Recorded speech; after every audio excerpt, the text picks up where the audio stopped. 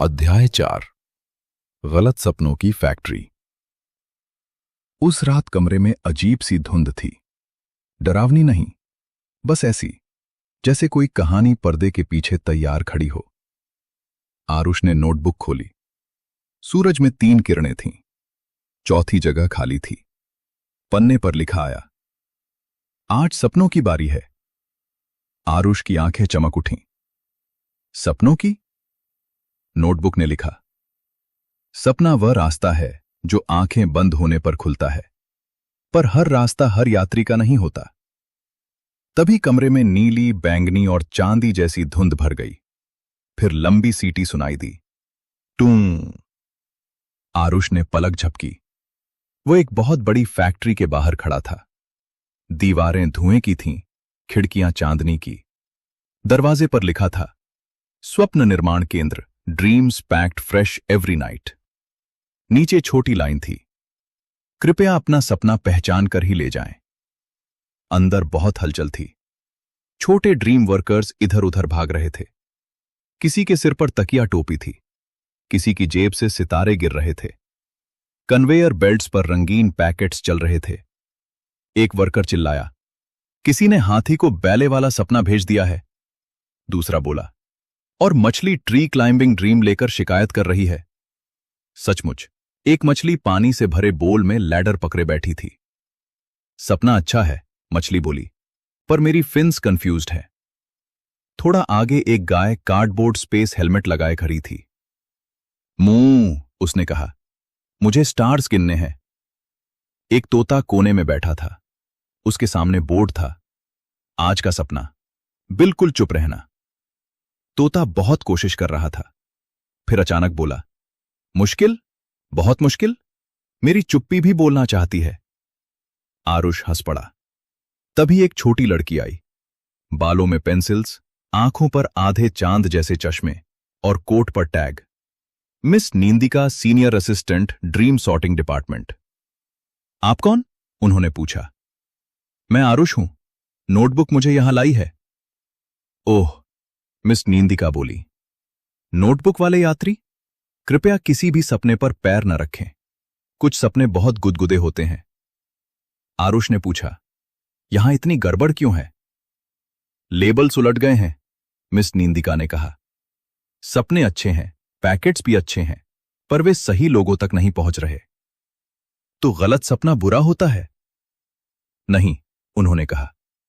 कोई सपना सिर्फ इसलिए बुरा नहीं होता क्योंकि वह तुम्हारा नहीं है, पर जो सपना तुम्हारे मन में फिट न बैठे वह चुभ सकता है, जैसे किसी और का शू पहनकर दौड़ना।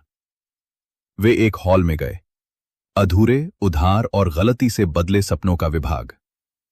एक पैकेट से तालियां निकली। उस पर लिखा था, सबको वाह कहने वाला सपना। आरुष ने कान ढक लिए, बहुत लाउड है।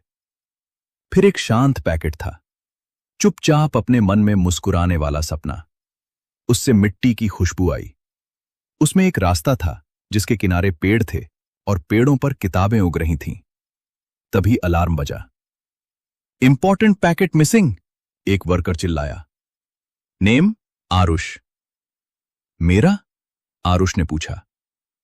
मिस नींदिका बोली, तुम्हें बताना होगा, तुम्हारे सपने में क्या महसूस होता है? आरुष ने आंखें बंद की। आरुष कुछ देर चुप रहा। उसने उन सपनों के बारे में सोचा जो अक्सर बड़े लोग बच्चों के लिए बोल देते हैं। अच्छा पढ़ना, जल्दी सीखना, सबको खुश करना, बड़ा होकर कुछ बनना। ये बातें बुरी नहीं थीं, इनमें प्यार भी था और उम्मीद भी। लेकिन जब आरुष अपने मन की आंखों से देखता तो उसके भीतर कोई और ही दुनिया खुलती। उसे एक शांत पगडंडी दिखाई देती जो कहीं जल्दी नहीं जाती थी। उस रास्ते के किनारे ऐसे पेड़ थे जिनकी पत्तियों पर शब्द लिखे थे। कहीं एक छोटी नाव थी जो पानी पर नहीं, चांदनी पर चलती लगती थी। और उस पगडंडी पर आरुष खुद था, हाथ में पेंसिल, जेब में अपना छोटा सूरज, और मन में ऐसे सवाल जिनके जवाब तुरंत मिलने की जल्दी नहीं थी। आरुष ने धीरे से कहा, मेरे सपने में शायद रास्ते बोलते हैं। मिस नींदिका मुस्कुराईं। यह सपना लाउड नहीं होगा, इसे ढूंढने के लिए कान नहीं, ध्यान चाहिए। सब खोजने लगे। काऊ ऊपर देखने लगी, फिश रिफ्लेक्शन पढ़ने लगी, पैरट सारे पैकेट्स के नाम बोलने लगा। आखिर आरुष एक शांत शेल्फ तक पहुंचा। वहां एक साधारण सा पैकेट था। उस पर लिखा था, जिसे रास्तों की आवाज सुनाई देती हो वही खोले। आरुष ने उसे छुआ। जेब वाला सूरज हल्का घूम गया। पैकेट खुला। पहले पगडंडी निकली, फिर शब्द, किधर, क्यों, क्या होगा अगर। फिर एक पेड़ उगा। उसकी पत्तियों पर चित्र थे, काऊ एस्ट्रोनॉट, लैडर वाली फिश, बेंच पर बैठा मिनट, कैप्टन टेडी।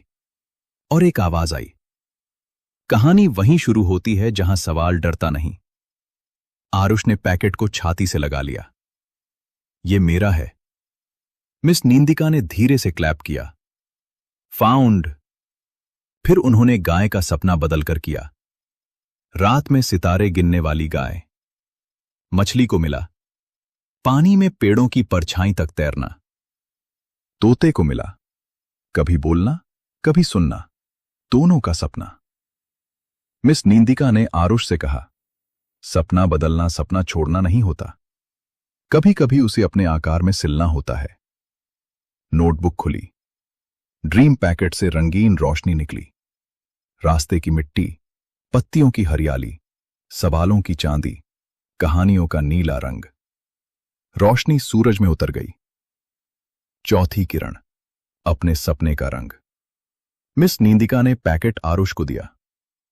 इसे अभी पूरा मत खोलना, अच्छे सपने साथ चलना पसंद करते हैं। धुंध फिर आई। कमरे में लौटते हुए आरुष ने फुसफुसाया, बोलते रास्तों वाला सपना। नींद में उसने एक पगडंडी देखी। पगडंडी ने पूछा, चलोगे? आरुष ने कहा, धीरे धीरे।